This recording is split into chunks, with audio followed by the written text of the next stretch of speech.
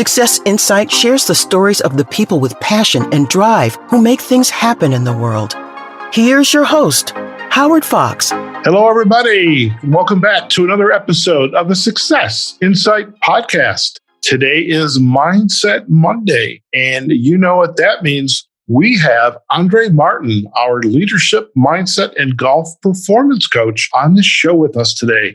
Andrée is an LPGA Class A Life member, a nationally recognized top 50 golf teacher and expert, and a member of the Maine Golf Hall of Fame.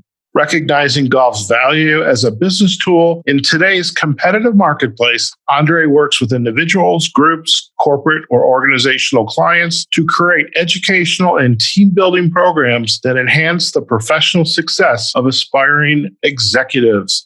Andrée, welcome back to the Success Insight podcast. Thanks, Howard. It's always good to be here with you and to share even more Mindset Monday success stories and ideas so that everybody can improve both their golf games and their business and life. Fantastic. And who knew there could be so many ways to slice and dice and discuss mindset? And so what's in store for us today? Well, today's topic is 90 means nothing. And we've talked about going for the gold and not settling for silver in every single episode. And I feel this topic is very relevant right now in many ways. My golf professional that I've worked with was in the US Open qualifier, and round one was in the top 10. Very exciting opportunity for golf professional. And in round two, he shot a 90. For a golf professional, that's demoralizing. A 90? I would die for a 90. I know you would. And it would be like you shooting 120 probably. So it's all a matter of perspective, right? Sure. But for him, it was not a good thing. And what he took from it is that you can't let a round define who you are. His roommate just said, shut the heck up. You're really good. You shot a 90, so who cares? You cannot let a round define who you are. As a golfer, as a human being, as a person, it's not about the score. But yet, in many golfers' eyes, it is about the score. It's very relevant in that we just had a big PGA win where DJ, Dustin Johnson, a month earlier, shot 80-80 in a round. Again, for a tour player, that's horrific. That's like shooting 90. And it's like shooting 120. It's very demoralizing. But yet, last week, he shot 64, 60, continued on to win the tournament, 30 shots under par. That's crazy. Setting all kinds of records. And then this past week, almost won again. He was at a playoff hole, missed the hole by inches, and Jon Rahm just sunk this big, huge snake. And that, for those of you that aren't golfers, that's a big, long putt, huge, long putt that broke several times, and he drained it. It was amazing. And so great players, great rounds of golf. It's been interesting this summer. I've seen a lot of the tour player wins with big, long putts, and it just says a lot about you coming back from a mindset perspective, realizing that it's not about the score. Very similar to the job where you are not your job. It's like you don't want to let your job define you. And it's very easy in the golf business to let that happen, as it is in a high profile, high level job. I have a question. What does a 90 feel like to the golfer? What does it actually feel like? Oh, it just brings you down to your knees. It's like you think you've prepared, you're ready. And we've talked about blow-up holes in the past. Well, it's like having 18 blow-up holes in your face. Is there a reason behind the blow-up hole? Is it just, didn't get enough sleep, the low energy, the weather? I mean, what causes something like that? I mean, because he's clearly prepared. Absolutely. And a heck of a player. Sure. I mean, he's a great ball striker, probably one of the best putters I've ever seen. It shows that golf professionals and celebrities are human. And it shows that success happens when preparedness meets opportunity, but yet sometimes it just doesn't happen. And it's all in how you react and come back despite it. So with the roommate basically saying, get over it. Yeah. What would other golfers in the group, in the hotel, wherever they were staying, what would they have said to him as well? I'm sure there was some that said, oh man, you really blew it today. How are you going to come back from that? Because the tournament's not over yet, right? Yeah. And as a player, you're thinking, how am I ever going? I mean, why bother to keep playing? It makes you want to give up, right? It's like, why bother? I don't have a chance of qualifying, but you signed up for the qualifier. You signed up for the tournament. I mean, Dustin Johnson he didn't make the cut with 80-80, so he was done. But let's just say it's a 3 or a 4 day tournament without a cut. So you'd have to keep coming back and grind and do your darndest just to maybe make a paycheck. And think about what COVID's done for people and what a lot of businesses face when things shift and change quickly. And even to go back to your question and comment about, well, how did you feel? Well, yeah, it's demoralizing, but it's more in how you react to how you just handled it. And we have days where we aren't in our rhythm. We aren't at our best. Women have an excuse, and I can say that as a woman, that we can call it a PMS day, right? But we all have days where our rhythms are not the same. And that's one of the things I love about golf is like every day your rhythm is different. How are you going to manage it? And how are you going to deal with the unexpected uncertainties that come at you or that you create? So, I was just on another podcast interview, and the guest we were chatting about his new book. And the premise behind the book is we make our choices. Events are what they are, but we make a choice of how we're going to show up. Yes. Yes, I had the 90. What did I learn about this 90? Was it something I could have done different, or do I need to do something different? And with the interesting premise of the book, it was all in his or the individual's mindset. It was not that anybody else necessarily was wishing bad upon him. And so even in the business world, I mess up a presentation. Yeah, there was a lot riding on it. In the business world, depending on the company culture, leadership may not take kindly to losing a deal that they have hoped for.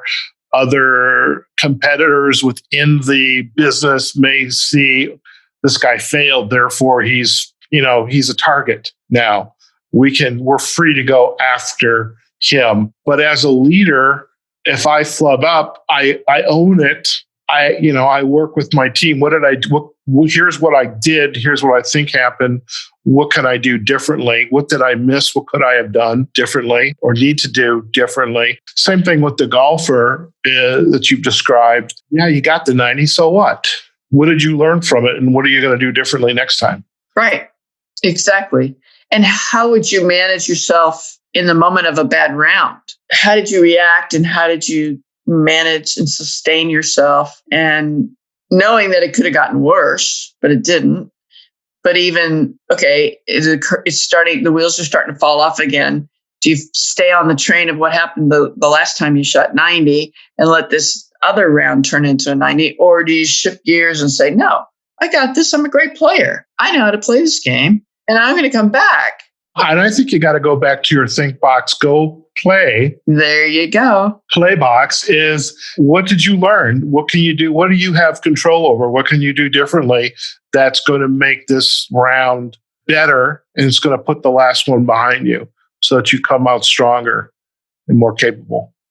Exactly. And to your point of the gentleman, it's like, it's all about you. It's not how other people think about you. It's how are you going to manage yourself? Everything is a choice, right?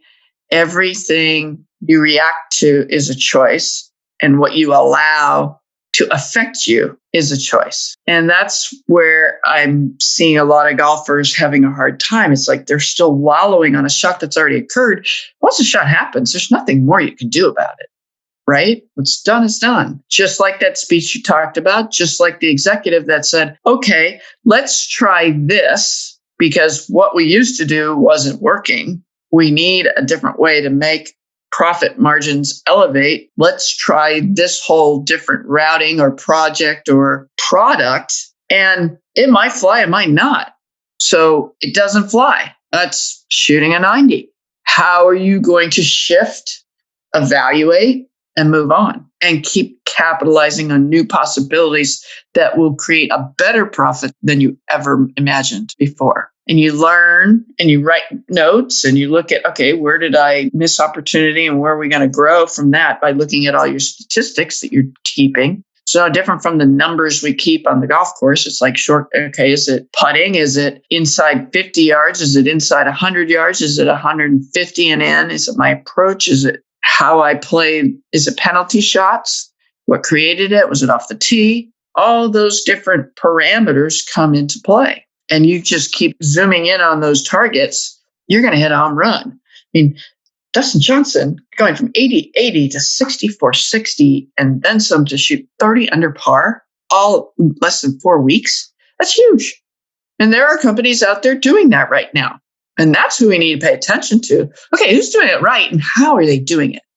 What are they paying attention to that we're not? Where am I leaking shots?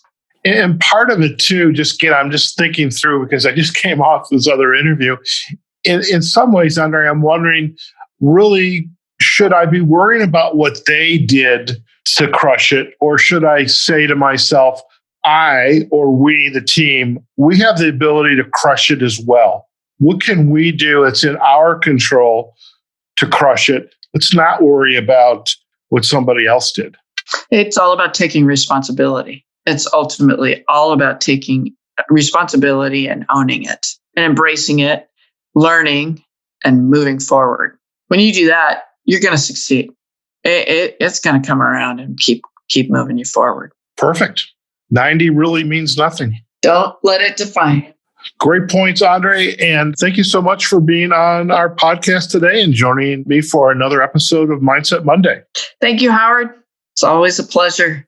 Fantastic. So, Andrée, if our listeners would like to learn more about you and your work, where are the best places for them to go? We can go to my YouTube site, Andrée Merton Golf. And I'm also on LinkedIn, Facebook, and AndreeGolf.com is my website. Happy to help in any way. Fantastic. And we will most certainly provide the backlinks to all of those sites, the website, AndreeGolf.com, as well as your social sites, including YouTube. Fantastic. All right, folks, we have just been chatting with Andrée Martin, our leadership, mindset, and golf performance coach. And today we have been chatting about 90 means nothing. Look at the situation, look at what that 90 means. What did you learn from it? And what are you in control of? What choices do you need to make in order to bounce back from that 90? You stop that 90 in its tracks, and the next round of golf or the next meeting or presentation that you absolutely crush it. We hope you enjoyed this episode of the Success Insight Podcast. Please visit us on successinsightpodcast.com. We are also on the podcast platforms, Spotify, iHeartRadio, Apple Podcasts, Google Podcasts, as well as on YouTube, successinsightpodcast.com, Facebook, and LinkedIn, our Success Insight Podcast page. There you have it, folks. Wherever you are, whatever you're doing, go out there, have a phenomenal day. Stay safe, practice social distancing, wear a mask, take care of your family, and we'll see you on the next episode of the Success Insight Podcast. Take care now. Success Insight is a production of Fox Coaching and First Story Strategies. Find us online, successinsightpodcast.com.